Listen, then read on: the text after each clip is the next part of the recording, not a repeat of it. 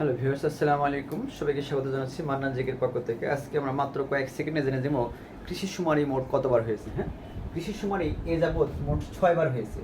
তার মধ্যে আমরা যদি জানি তাহলে প্রথমবার হয়েছে 1960 সালে।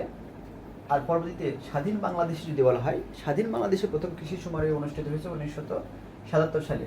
দ্বিতীয়টা 1986, এরপরে তো 1997, এরপরে 2008, সর্বশেষ হলো 2019 সালে।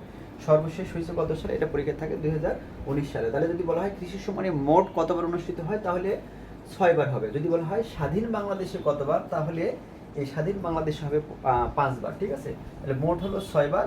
স্বাধীন বাংলাদেশে যদি বলে তাহলে 5বার হবে। ঠিক আছে, প্রথম হয়েছে 1960 সালে। স্বাধীন বাংলাদেশে প্রথম কতবার শুমারি হয়েছিল এটা বললে 1977 সালে, আর সর্বশেষ 2019 সালে। ঠিক আছে, এখান থেকে প্রায় সময় পরীক্ষায় প্রশ্ন থাকে, আপনি একটু জেনে রাখবেন। ধন্যবাদ জানাচ্ছি সবাইকে। আসসালামু আলাইকুম।